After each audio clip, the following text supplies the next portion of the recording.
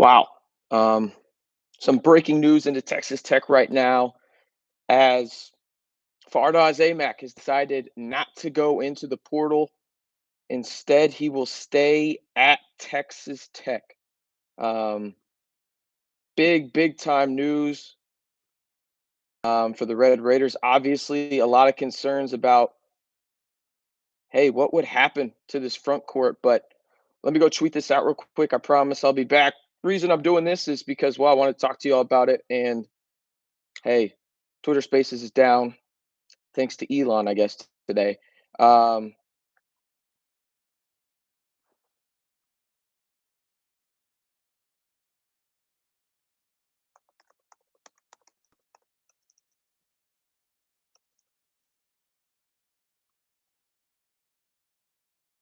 I am kind of shocked right now, though, by this in a way where just, I guess I'm not really shocked actually after the past whatever hours. Um,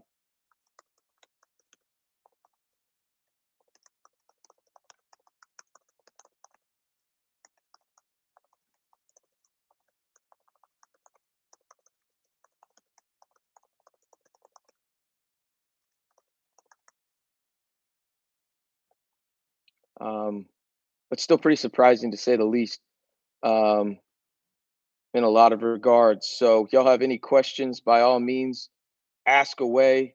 I'll tell you everything I know. Um, So let's break down the timeline now that I'm here. Hopefully, a few more people hop in. Um, I think really what this came down to was I'll give you the timeline of what I was told and then kind of what has happened over the past 24 hours and how I understand it. So on Monday, I was told that there was a possibility that this was going to happen in terms of him going into the portal.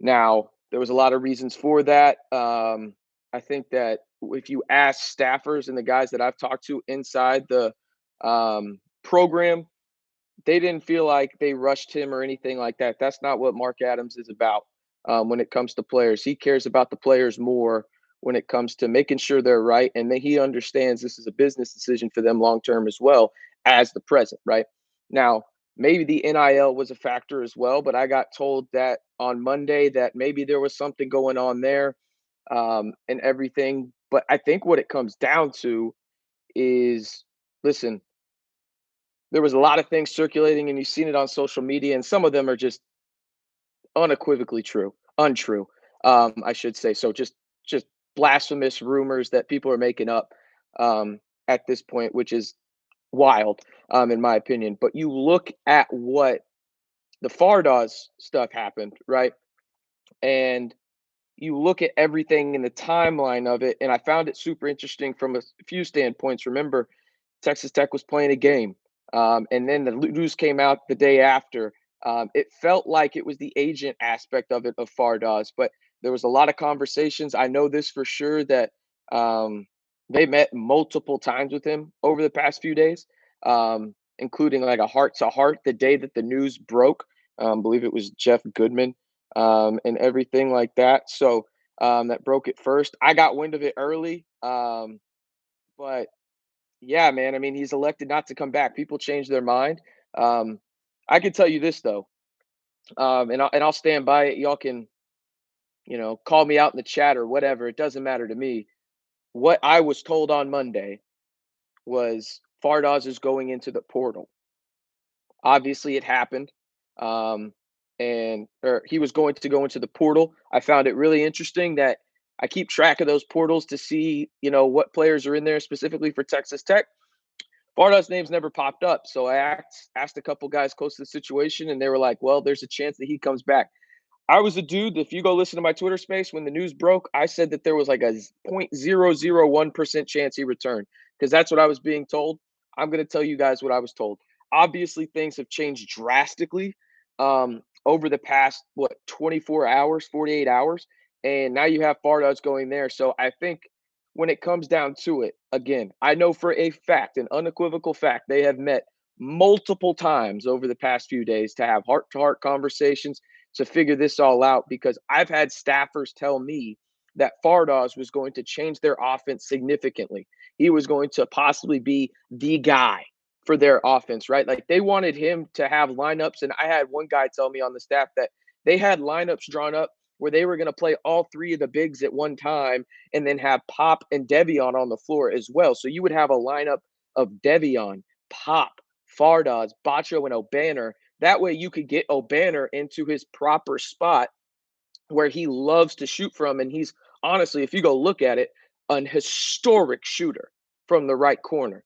I had that brought up to me multiple times. So I was like, okay, that makes sense. Like they're going to go after him. But the thing that just keeps bothering me about this whole situation is the rumors that came out afterwards that just a lot of them are just unequivocally untrue. Like whether that was about Mark Adams and everything like that, or whatever it may be, some rifts in the program. I'll say this about the program, right? There's rifts in every program. Not every player is going to be liked by every player. You don't like every one of your coworkers, right? Like that doesn't mean you can't get along and function, but it was being blown way out of proportion in the sense that, oh my God, a couple of these guys despise this guy. A couple other these guys despise this guy. Like, stop it. No, that is not the case at all. There are little tiny like, hey, I don't like you as much as I like this guy, but that's just how it is in real life too. Like to think again, these are real people in a real situation, in a working environment. You're not going to absolutely love everybody that you're with 24/7. So, um, for me, I thought that was just blown way out of proportion. I thought that was just something that I didn't think was cool in a lot of regards. Um, let me hold on one second. Sorry.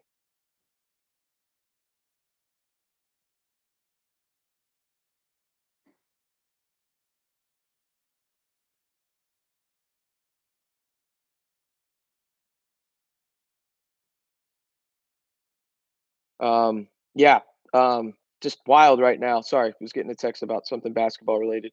Um, Crazy, crazy stuff right now for sure going down.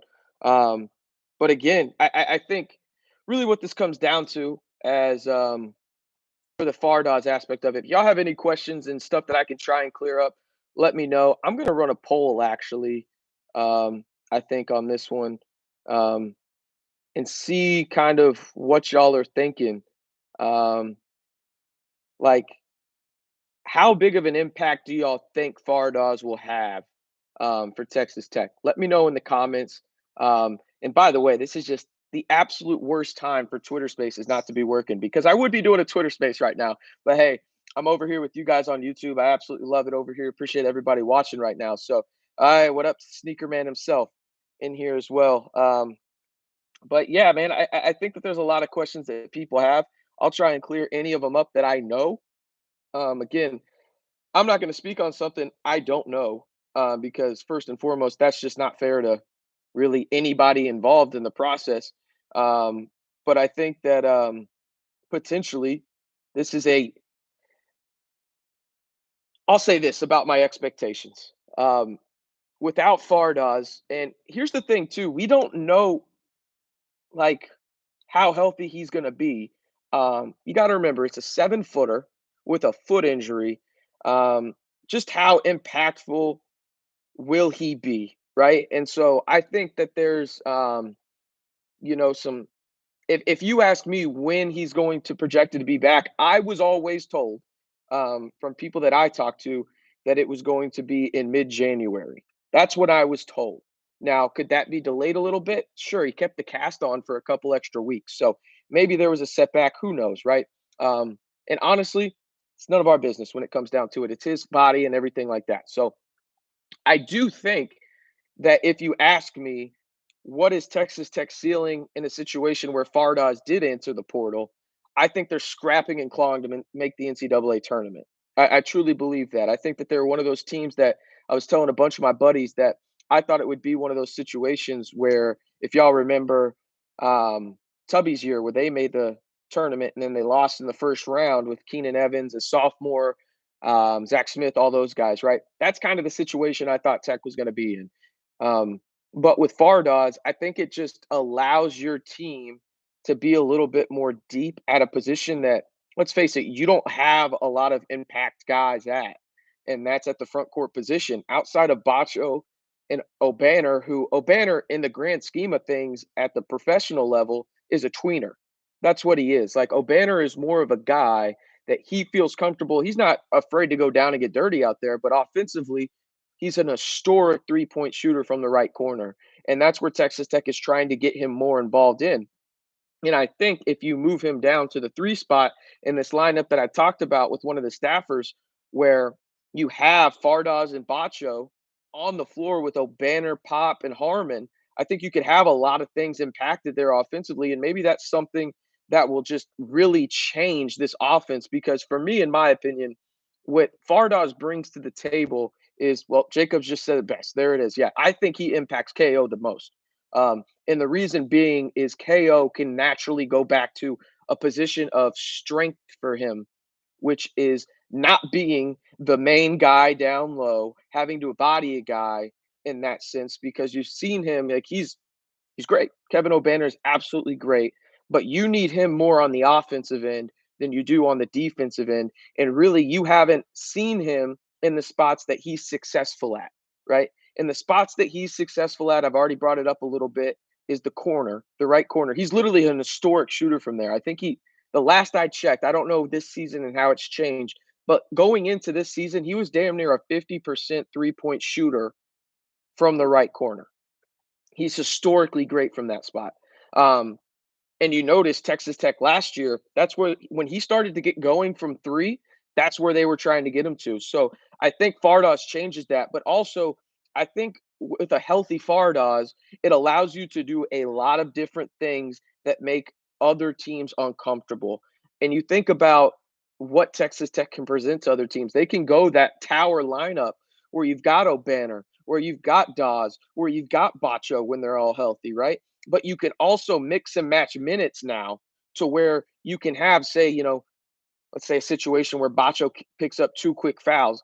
In the scenario without Dodge, you're putting O'Banner at the five, and you're probably getting absolutely abused by the other center, right? So I think that it allows you to have more depth at a critical position for the Red Raiders. But I also think it allows your offense to go more outside, which is something that this lineup in this roster is built for.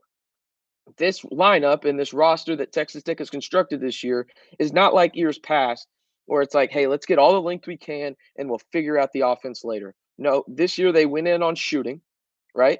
And for the most part, it really hasn't worked, if we're being honest, outside of Jalen Tyson and Pop Isaacs, who were shooting north of 45% from three.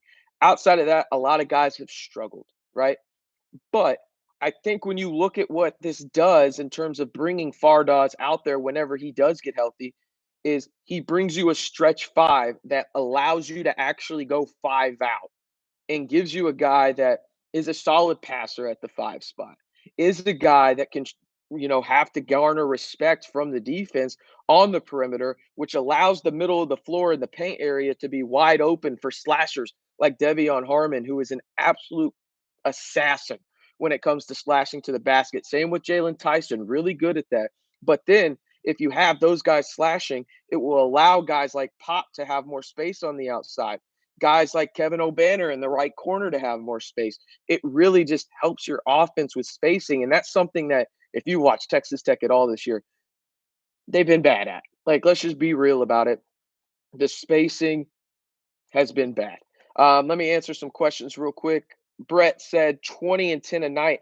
I wouldn't go that high. I think if realistically we're talking about Fardaws and what he brings to the table stat wise, I think realistically, especially coming off a foot injury, if he can give you 12, 13 a night with like 7 rebounds with really good shooting percentages, take it and run, because you got other guys on this team that he's going to open things up for and their percentages will go higher. It's from Jacob Myers.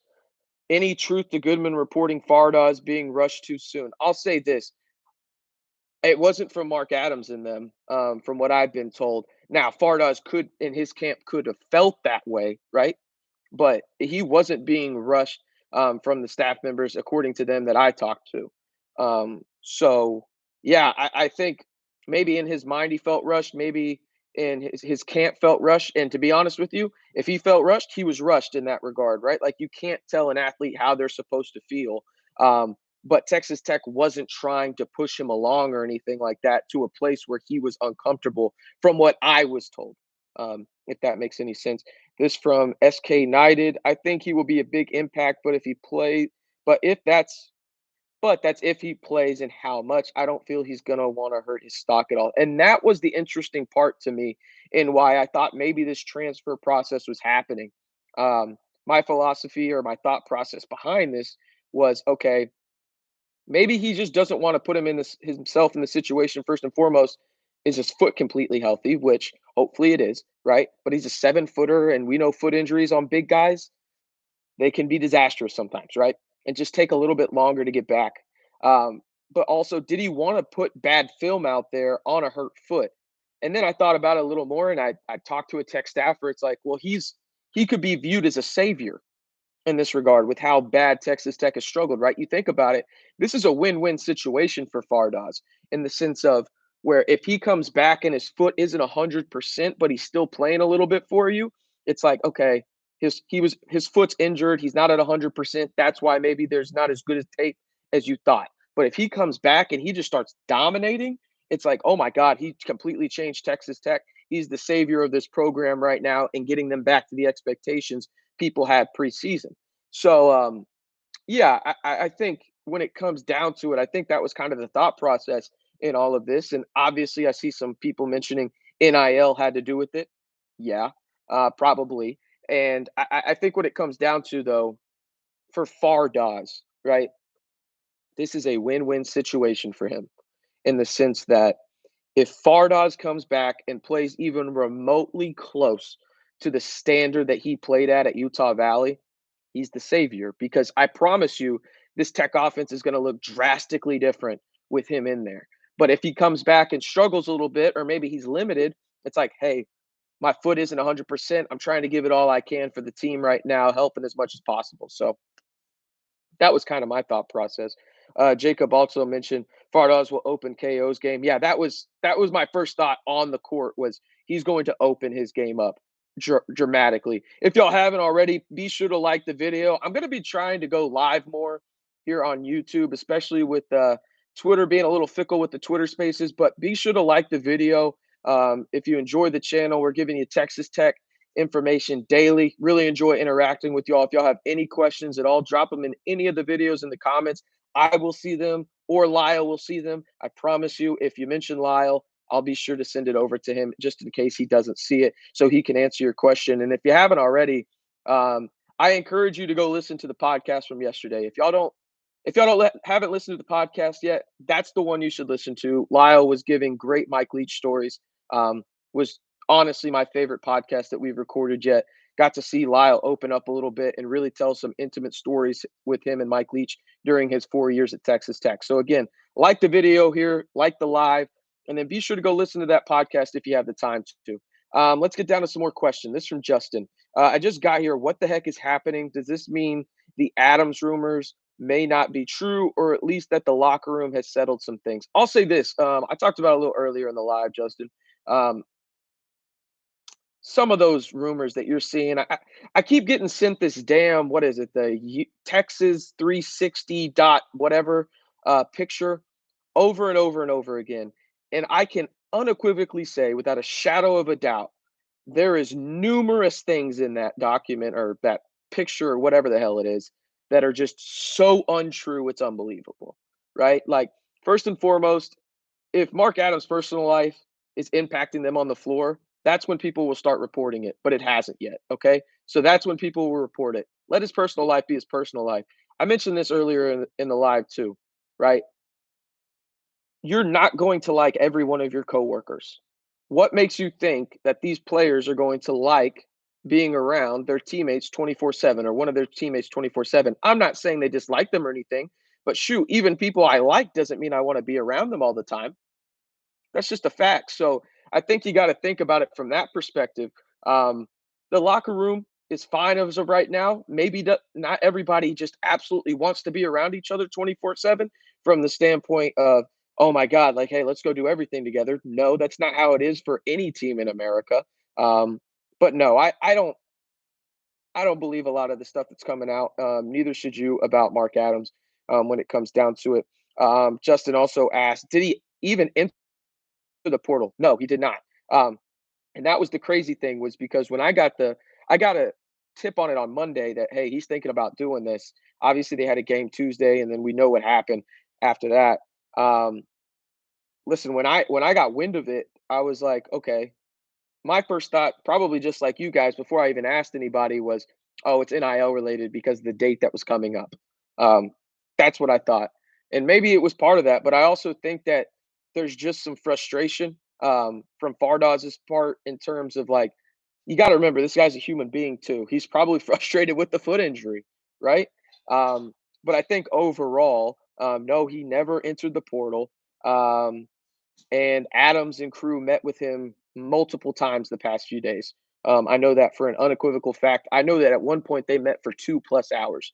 I'm not sure exactly if that was yesterday or the day before, but they met for 2+ hours with him and had his agent over the phone and everything like that. Um, Let's see. Cade says, I mean, look at where we were at position last year. Bryson Williams and our offense looked horrible. These guys are still getting settled. And when Fardaws gets back, it will probably take a while too. Yeah, and Cade, I think you bring up a good point comparing this team to last year, if you want to do that. Obviously, very different roster constructions, right? Like last year was more of the hey, just give me all the length and we'll figure it out later. This year is hey, give me all the shooting we can possibly get without just completely collapsing our defense. Um, but this team is young as well. I'll stand by this, and I've said it a couple times. People have laughed at me. It's whatever. Um, I truly believe, strictly talent wise, on paper, this is one of the most talented teams Texas Tech has ever had. Strictly on paper, right? I understand on paper doesn't translate to on the floor, but the talent is there. The thing is, you have to remember too, is this is one of the youngest teams, right? And they're without a guy in Fardaws who, coming into the year, I went to practice before he hurt his foot.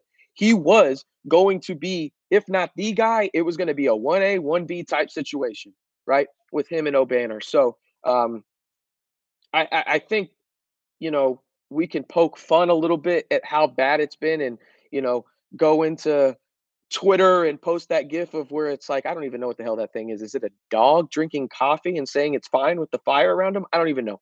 Doesn't matter. Um, this team is super talented. There's a lot of good guys on this team. You got to remember they're young, first and foremost. That doesn't excuse some of the just mind boggling decisions they've made, but they're trying to find their rhythm and they're trying to do it without one of the guys that was going to be one of their offensive stalwarts in Fardaws Aimaq. So it's definitely interesting for sure. This from Sterling. Let's see here. Will it be a case of too little, too late if they drop multiple Big 12 games prior to him being fully healthy? No, the Big 12 is good enough um, where I think you're good. I really do. I mean, as long as you just don't completely shit the bed, which I don't think Tech will do. They're too talented to do that, in my opinion. Um, I think that when you look at it, it's going to click eventually. Now, what is that ceiling when those things click? Who knows at this point? I think people should adjust expectations. My expectations coming into this year where Texas Tech was going to be probably be on that 5 line. I don't think that's the case anymore in the NCAA tournament. I think, even with Fardaws working his way back, these young guys and everything, I think Tech is more realistically, like I said, in that Tubby Smith. What year was that? Was that 2016? The year with Keenan Evans and everything like that, where they went to the first round of the tournament and lost to Butler as a 9 seed or an 8 seed. So yeah, that's kind of what I'm thinking. Um, this from King Baseball 29. So are the Mark Adams rumors still true or not? Some of them are just unequivocally untrue. Unequivocally untrue. From Cade, I see more concern on the defensive side. Yeah, I think that's probably fair. A lot of these guys, again, you think about what Texas Tech has done on the defensive side the past few years. Um, like they have all the length in the world. Everything is switchable. This year, not so much, right? You got those quote unquote smaller guards and Devion and Pop, so you can't switch everything. But I think the defense is there. This is one of those deals where, listen, like it's going to take a little bit more time, but I also Again, I know I'm keep on backtracking to it, but again, I don't think the impact of a potentially guy like Fardaws being at 75% even can be on this team. Like, it allows you to have another big and just get you to a place where you have guys in the proper position. Guys are playing out of position this year so far. Some of these guys are, right? Kevin Obanor mainly, right? They want to use Kevin Obanor as a hybrid guy where he's a tween or a 3-4 guy, but they've only been able to use him really as a 4-5, right? So that's the big thing. Cade said the Mark Adams rumors are all old news. This was a thing when he got hired. Pop's dad even admitted it on Twitter. Some of them are old news for sure. I was a little surprised that that was coming out, but I guess it is what it is on that front. Tom TX Rex, he's 23. Best for him to play this year if he can. Yeah, I think so too. But I also see the other side of it. If you want to argue, hey, he's 23. What is he really going to gain from this, especially with a foot that may not be 100%, right? I can see both sides of it. Um, No doubt about it. This from Miles. What up, man? I assume it was both accepting to make the best of a weird situation. We'll know when he gets back on the back how the team looks. Until then, I think both sides will have more of a workplace relationship. Yeah, and I think that that's fair. Like, here's the thing: that rumor, or it wasn't even a rumor. It was true. He was going to go into the portal. Things change. Whatever. It's fine. Um, However, it changed, right? It still got out there. You're gonna remember it, Miles. You're gonna remember it, Casey. You're gonna remember it, Brett. You're gonna remember it, Tom. You're gonna remember it, Cade. You're gonna remember it, Matt and Tanner. You're all gonna remember about this situation with Fardaws, right? Like it or not, it's just part of it. But it got out for a reason. And I think people have to remember that. And I think Miles said it best there at the very end of his comment. I think both sides will have more of a workplace relationship. And like I said earlier, you don't like all your coworkers all the time. Shoot, sometimes you don't like all your coworkers at all, right? But you work through it because you have to be professional. And guys realize that this is a great opportunity for them to get to the next step, the next level, whatever it may be. One more time, be sure to hit that like button. I really appreciate it. Y'all tuning in here. I'll talk for a few more minutes. If y'all have a few more questions, I'm all about it. I will answer the questions the best I possibly can right now. Um, Decided to go live on here because I guess, well, I don't have Twitter Spaces on my phone. Um, it's not working for me. I don't think it's working for anybody, which absolutely unequivocally sucks, but it is what it is. So be sure to like the video. I really appreciate it. Shout out to everybody watching this right now. And I'm going to go down the chat right here and answer all y'all's questions. Does he return in time for TCU or KU or even OU? Let's look. There's legitimately, I don't think there's any way, Brett, he returns for the first Big 12 game. I think that's just not realistic. I don't think it's in the cards. Um, you got to think, what is it? Today is what, the 16th? You're asking him to come back um, 15 days from now. Um, like I don't think that that's possible personally after what went down with the foot injury and him just getting out of the cast, right? The cast itself, not even a week ago. So I think for me, again, what I was told was best case scenario, he was going to be back. Um, he was going to be back in that mid-January range. So if you look at the mid-January range, I would I would think maybe the Baylor game. That's on the 17th of January. And if you don't want to do it then, push it back a little more and have him play against West Virginia at home. I'd be pretty surprised if he doesn't make his debut at home. Um, and so if you look at the schedule real quick for Texas Tech, they start out with 3 games against TCU. He won't be back for that one. Won't be back for Kansas, I bet. Um, it won't be back for Oklahoma, I bet either, which is Saturday, January 7th. Shout out to mom. That's her birthday. Um, but I think when you look at it, they have 2 road games after that, which is Iowa State and Texas. I think Baylor is probably the closest realistic timetable date um, for Fardaws to come back if they want to have it at home, and that's on January 17th. If not, I probably think they push it back to just over a week later, and it's West Virginia at home. I think that that's probably the realistic aspect of it. if you ask me. Casey says, "Let's go." This from Ryan. Out of context, is Bacho's cat okay? Did anyone find him or her? I saw that. Like, what the hell? Are people stealing cats, or did she get out? Like, what the hell happened to Bacho's cat? Hashtag find Bacho's cat. Like, let's go. That was a beautiful cat, by the way. My goodness. Yeah, I don't know the situation there, Ryan. I just saw that on social media today. I'll be honest with you. I try and keep up with the basketball team, but it's hard to keep track of their pets. It's hard. I'll be honest. This from Matt. I was at the New Year's game last year, and our offense was hard to watch. By the end of the year, we were in the Big 12 championship. Trust in Adams. Yeah. Here's the thing. Mark Adams is a really, really good coach. Like, there's no denying that, right? Like, he is an absolute wizard on the defensive side of the floor. Um, here's the thing.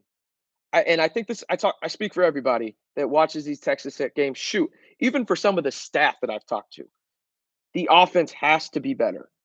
And that's where the balancing act comes in, right? Because I think they knew going into this year, hey, we're not going to have that number one Ken Palm defense that we've had for, two of the last 3 years, 2 of the last 4 years, whatever it may be. But we need to get our offense better because there's nights where Tech just absolutely craps the bed on the offensive end, and their defense is just left trying to save them, and sometimes it just doesn't work. And those stretches where the Tech offense has 8, 9 minutes without a bucket, they tried to diminish that a little bit this year, right? Like, you're still going to have it because it's college basketball, but they tried to, just diminish them a little bit. And I think that the talent is there offensively, but again, Fardaws is a drastic difference maker offensively for this team. There's no if, ands, or buts about it. He changes what they want to do offensively from a multitude of standpoints. They want to play him with Batcho. They want to play him with Obanor. They want to play all three of the bigs together and then have two guards running the ship.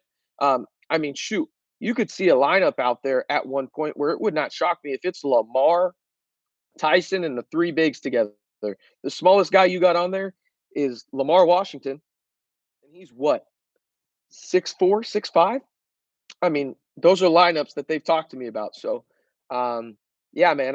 Again, this changes a lot in terms of, okay, now we can go back to maybe thinking they can reach the ceiling. I think the ceiling should change a little bit from the beginning of the year, but overall, Texas Tech is in a really good spot once Fardaws actually comes back. Let's see here. We got Andy. Andy says Bacho Fardaws lineup would be crazy. Yeah, no, it would be. I saw it in practice. It's sick. It's absolutely sick. When I saw it in practice, again, this is just a one-time practice, so I'm not saying, oh my God, this is what's going to happen every time. But the practice I saw, it was, granted, Pop wasn't practicing yet at this point. He was still coming off of his injury. It was Dawes, Tyson, Walton, and then Bacho and Dawes out there. Obanor was on the other side guarding them. So that's kind of what I saw, and it was crazy. I mean, the spacing was absolutely sensational. There was at one point where Bacho and Dawes ran a pick and roll together. It was wild. And I think too, I think people underestimate this. Dawes is a really good passer, and so is Bacho. I even had a coach tell me on staff that they think they need to get the ball to Bacho's hands more so he can be a distributor and have him make decisions up at the top of the key. So maybe that's something that happens, but they talked to me about that. And it would be interesting because I think Fardaws could do the exact same thing. This from Tanner Hall. I'm a little late to the show, but did we get a timetable for his return to the court? No, nothing set in stone, and I don't think you will for a few weeks. I think you can speculate, but again, if he shows up a month from now, January 17th, take that as a W, in my opinion. Take it as a W. That gives him a month to rehab, get back into the swing of things with his foot, out of the boot and everything like that, actually practice 5, 6 times, and then get on the court, probably in a limited capacity. You're not probably going to expect him to go out and play 25 minutes right away, but it wouldn't surprise me if he comes back and plays, in that 7 to 8 minute range from the jump. But they're not going to rush him, and maybe he felt a little rushed just because of the injury, but they're not going to rush him back. They're just not going to do that. This from Christopher. I'll be going to the West Virginia game. There you go. You might be seeing the debut of Fardaws. It's possible. This from Jay. Merry Christmas. Merry Christmas to you as well, Jay. Let's see. Christopher asked if I'm going to the West Virginia game. No, I haven't decided what game I'm going to yet. I need to ask and see. Some of the buddies want to go out, so I might go out with them and then just cover the game and maybe have a little meetup, a back to 12 meetup with Lyle and everybody, and see how many people want to come out and maybe have a couple cervezas with us out there in the 806. This from Tanner. I think we can get them back before the halfway mark of the Big 12 play. We will be looking good. We have enough fight and enough talent to keep us alive. Yeah, I think again, there's no questioning this team is talented. I think that again, I'll stand by it. This is one of the most talented teams Texas Tech has had. It's just when does it click, and when do guys, some of the guys, step into those roles that they were supposed to be in? Because again, without Dawes there, some of these guys are playing in roles that wasn't the plan to start the year. So things change. Obviously, injuries happen. It doesn't help. Batcho is nursing some things as well, but he's fighting through it. Obviously, in this last game, but I expect him to be ready for Big 12 play. So, yeah, man, I think that that's probably the biggest thing right now for Texas Tech is just getting healthy, stay above water to begin Big 12 play. And once you get Dawes back in the swing of things, then once you get Bacho a little bit more healthy as well, what does your offense look like, and how does that impact your defense too? Because let's face it, if you have two guys like Bacho and Dawes on the defensive end, you may not have to switch everything, but you're going to have two twin towers down there that can absolutely disrupt the defense and have them thinking twice about going into the lane. And that can hide a lot of flaws that maybe some of the length that Texas Tech doesn't have this year from years past changes things. Moving the camera a little bit. Sorry, y'all. Let me read a couple more here. Um, from AK Cha. Yeah, I keep hearing things about Coach Adams, stuff like he will be gone by the end of the year. Why in the world are people talking like he has done something wrong? Very confused. Yeah, I mean, it's rumor. There's a lot of rumors out there right now. And here's how I approach rumors. And y'all can, you know, not like me um, or whatever, say what you want in the chat. It doesn't matter. If it does not impact on the floor, I'm probably not going to talk about it.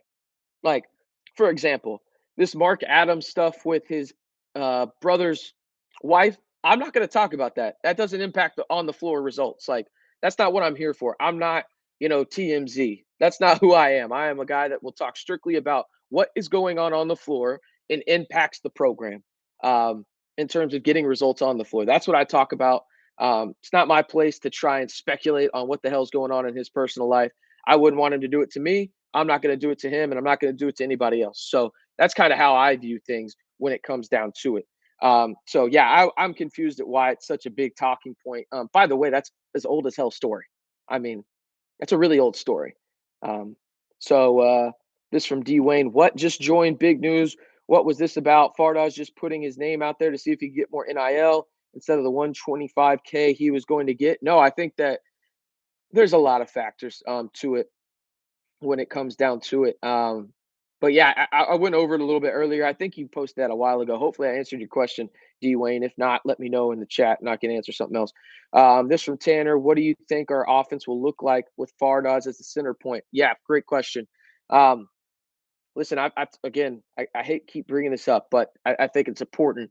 When I talk to a staffer about the offense, one of the staff members that I contact, like basically what they kind of want to do is potentially have a five out, right? And if for those that don't know five out, that's five out on the perimeter, um, and maybe a big guy at the top of the key setting a pick and roll. But they want spacing, like, and that's been an issue for Texas Tech this year. There's no ifs, ands, or buts about it, right? Like spacing has been an issue for this team. And I think when you look at what Fardaws brings to the table, do I think he's going to continue to shoot that high from three? I believe he's like a 45% 3-point shooter or something like that. Just something absolutely ridiculous in his career where I don't think it's going to sustain. In fact, let me go look that up real quick.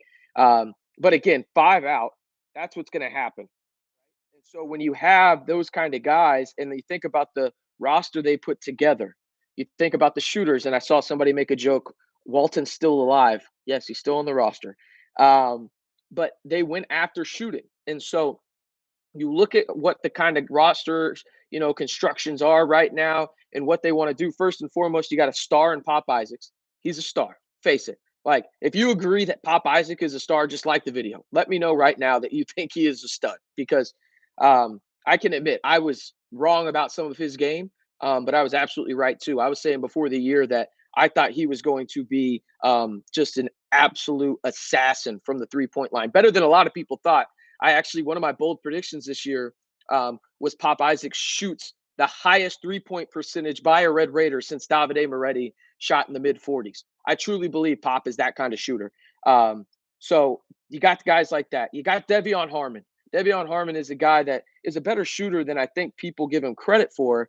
But he's not a guy that you want shooting the ball all the time. And so what does spacing do? Allows him to have a little bit more cuts. Jalen Tyson shooting the lights out of the ball. I mean, stud, right? He's the X factor for this offense when everybody's healthy because he's going to create the most mismatch problems, especially if you go big, right? And the reason I say that is because if you put all three of those guys on the floor, and by the three, I'm talking about Batcho, Fardaws, and Obanor, that means Jalen Tyson at 6'7" is your shooting guard. If you really want to, you can post up some of these smaller guys, get into a switch role where Jalen Tyson can look over the point guard and see guys that are all shooters or have Bacho or whoever cutting to the basket, right? You have so many more options offensively when you get Dawes into the lineup. And it doesn't even have to be, again, playing 25 minutes a game. You don't need anything like that. You just need his presence out there and have teams game plan for it because it allows other things to open up offensively. By the way, this is Fardaws from three. Let me get his career percentage. Yeah, that's wild. 43.5% last year. I Listen, I don't think he's going to continue to do that, but if he shoots north of 35, sign me the hell up, my guy. This from Miles. Where'd it go? There it is. One, fans need to temper expectation. This isn't a title contender. That's fine. Two, championship teams are built with guys who keep in your system for years. Three, team takes a while to build. Be patient. Yeah, I don't know if anybody had championship aspirations. I don't think that was fair to the guys. Obviously they did. That's what they're doing. But realistically, I don't know if that should have been put in place. Um, I think Texas Tech has again one of the most talented teams it's ever had, but things change. People get injured. That's what they're fighting through right now. Um, but yeah, I think overall, again, that last line again. Hey, teams take a while to build. Be patient. But I will say this: you're seeing some of the same things over and over again that aren't getting fixed. And there's a time where you've been too patient too long. At what point did you have too much patience before you say, okay, that is a very real problem that this team has? And I think we're getting to that point now, if you ask me. From D. Wayne, RC, please do these live streams more. Love it. Jacob says, oh, Walton's alive. Yes. Uh, the Kicks man himself has a crying, laughing emoji. This from Quinn. We need more E-Fish. Here's the thing. I think Texas Tech, you're going to see this, I think, in the next few games, is they're going to be a lot more running gun, I think. I think they're just basically at the point now where they've basically realized, and you could argue it took them too long to get to this point. It's whatever you want to say. Um, but I think they just have to open it up more. I think they have to go. I think they have to hand the keys to Devion. I think they have to hand the keys to Pop and just say, go, go, go, go, and try and get out and transition as much as possible because some of these guys just aren't understanding spacing offensively. And I think it's going to allow you to play guys and get more valuable minutes from dudes like Kerwin Walton, from guys like Damari and Williams, right? Like, you're going to need more of these guys down the stretch, right? Your rotation just isn't deep enough. You need these guys because they are impactful shooters.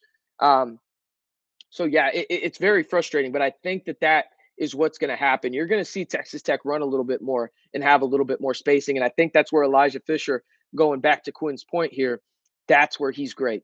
Elijah Fisher, I'll be honest, he's just not very good in the half court. Like, I think we can see that. But when he's out in transition, the dude is really agile. He knows how to make quick decisions. And I think you're going to see more of him once Tech transitions to that. Also, Elijah Fisher is great on the defensive end. It just comes down to that decision making in the half court. I think that he's just had one too many decisions that impact that and just make probably the coaching staff feel like, okay, can we afford to have him on the floor at that point?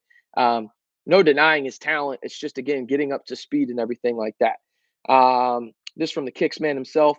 Do you think Dawes will open things up for Walton? I think Dawes is going to open up things up for everybody. I really do. I don't think you can go understated guys playing out of position right now. Like there are four guys off the top of my head that I'm thinking right now that play out of position for the most part right now when they're on the floor. And that's because of an injury.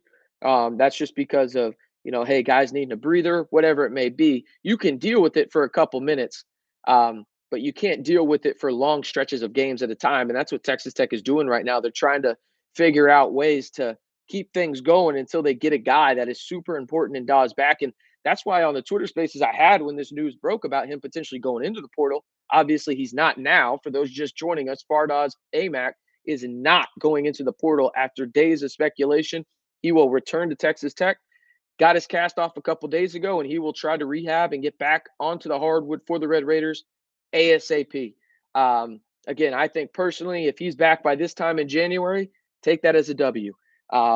But yeah, I think that he would change a lot of things drastically for the offense. Elijah Fisher's been playing out of position for the most part. Kevin Obanor has as well.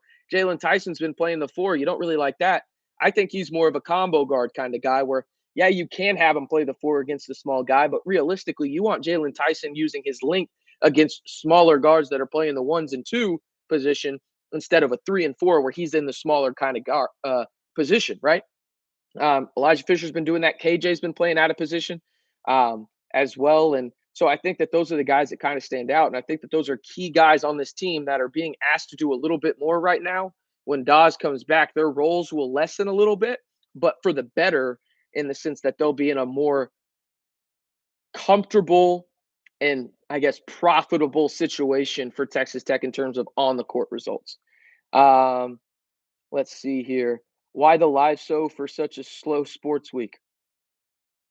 I feel the sarcasm right there. I feel the sarcasm. Um, I feel it for sure. Um, let's see here. Trying to go down. So was he going to transfer or was it just a rumor? No, he was. I mean, yeah, like that was not a rumor. He did not technically enter the portal, but it was very real.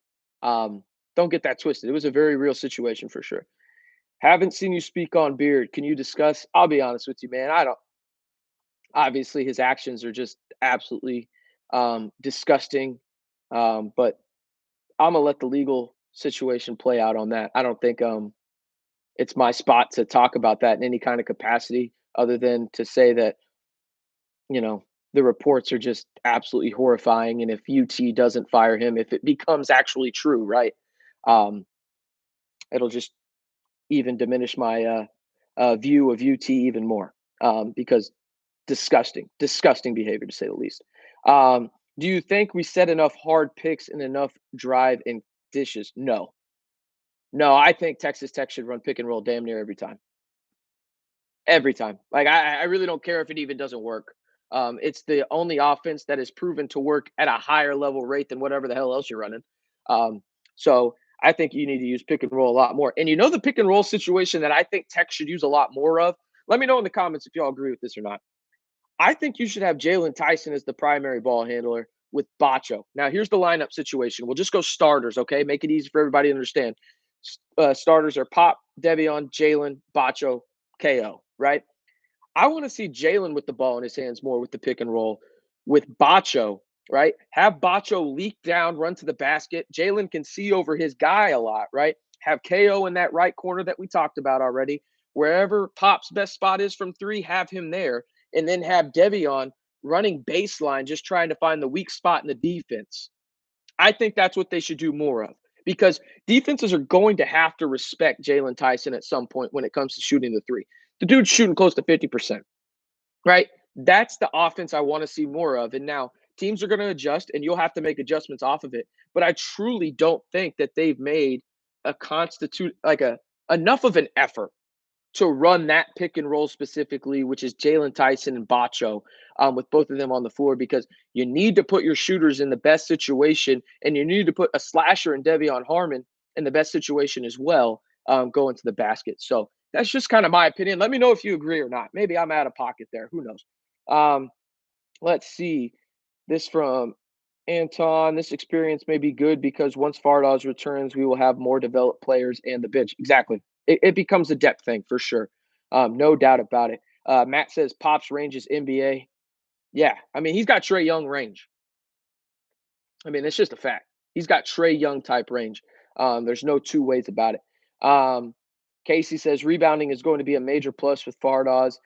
Pop is going to be a star for sure. Yeah, no, I think again when you look at what what is being done when Fardaws comes back, it's just again people falling into place. It's a puzzle piece right now. It's a puzzle, right?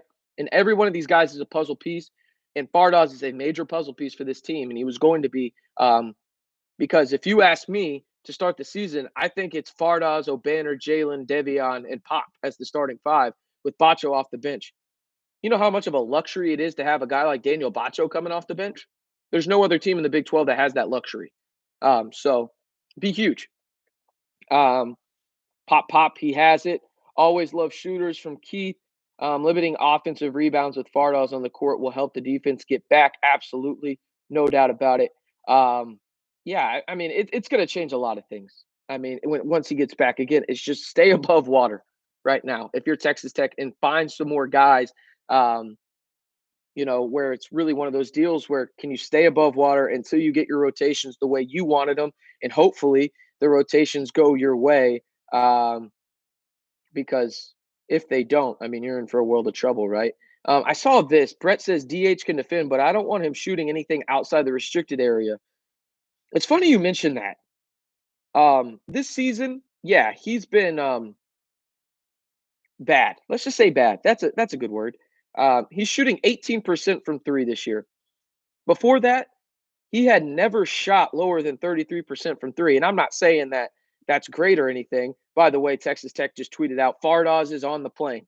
He is going to Houston. So, um, man, what a wild ass couple of few days for Texas Tech, man. Like just wild type stuff. Um, this from Ben. Jalen Tyson is probably the purest basketball player on this team so far. Oh, playing probably the purest basketball when he just plays ball. It's the best looking basketball I've seen from Tech ever. I don't know about ever, man, but he's one of the more underrated guys.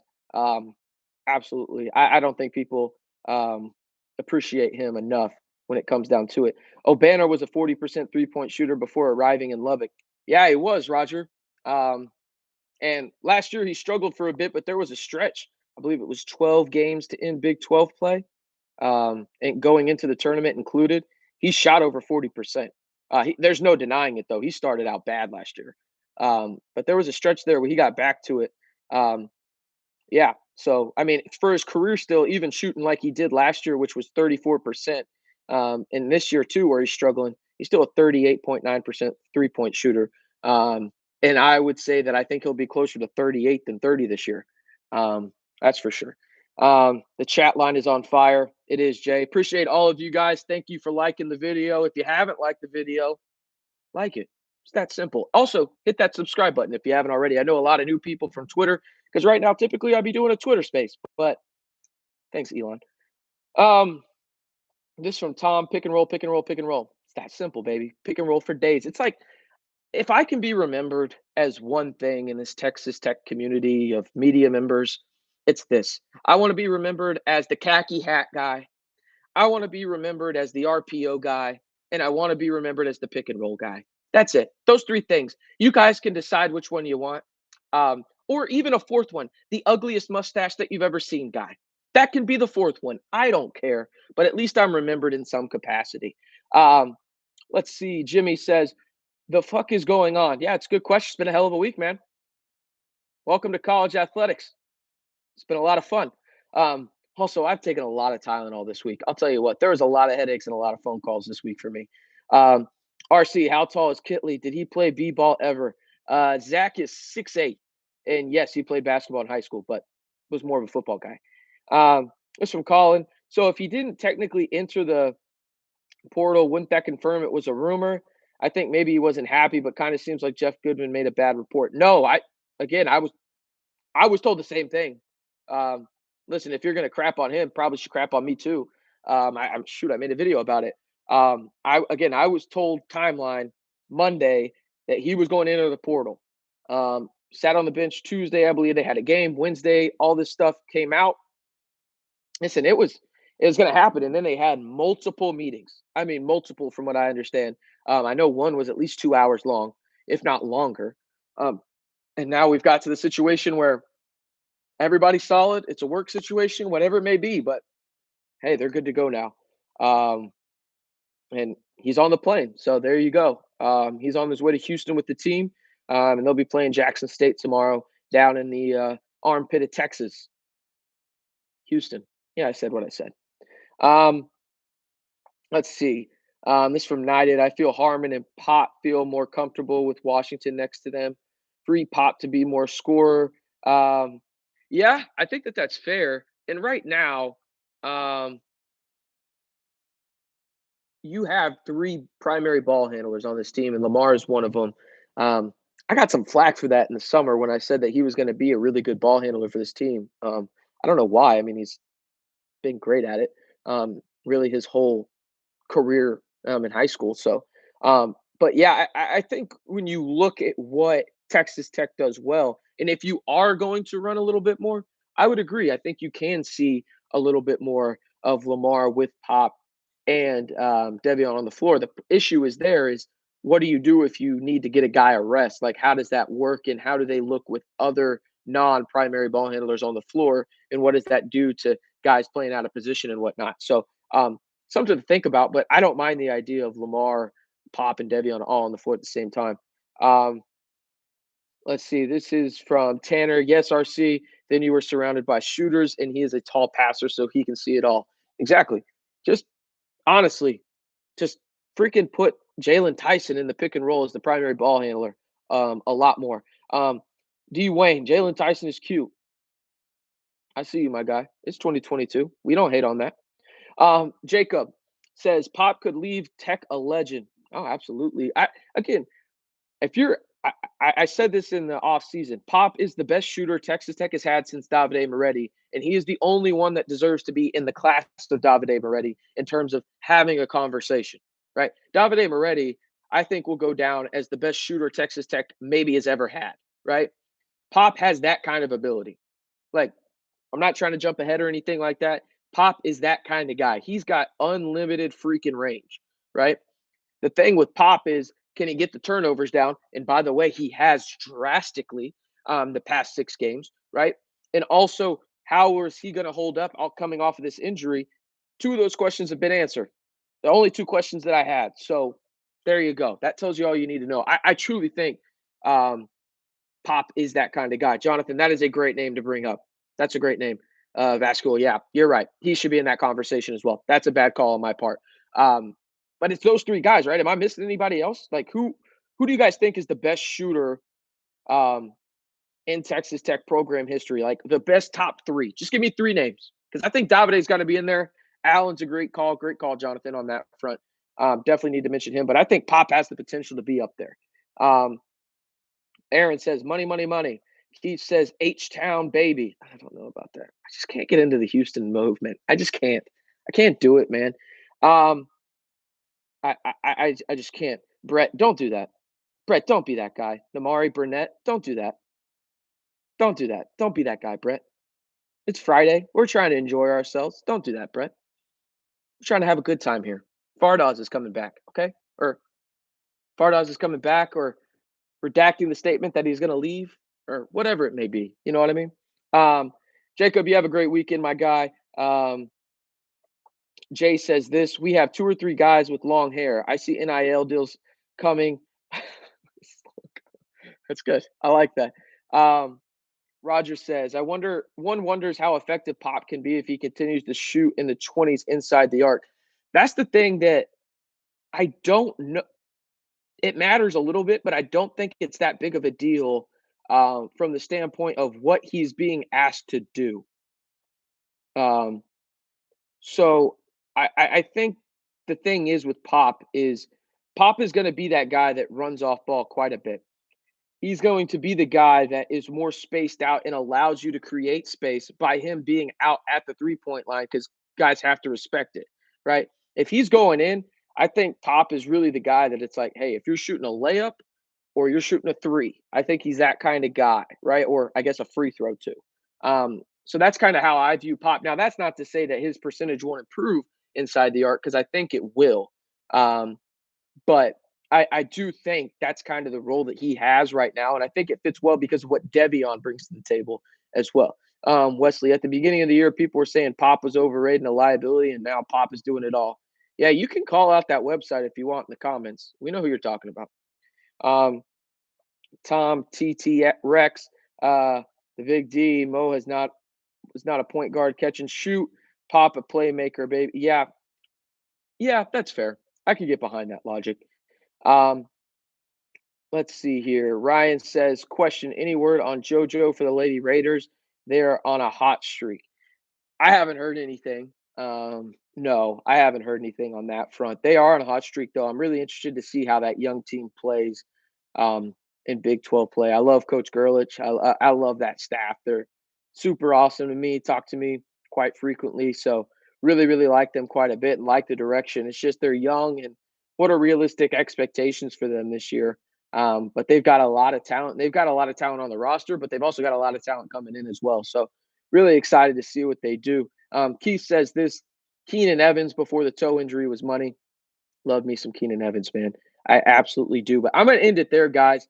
Be sure to like the video if you haven't already. Subscribe to the channel. I appreciate everybody in the chat talking with me. Again, the big news out of Texas Tech Athletics today. Fardaws Aimaq will not enter the transfer portal. I repeat, will not enter the transfer portal. And he is with the Red Raiders and will look to stay healthy and get back on the floor here ASAP. What does that look like?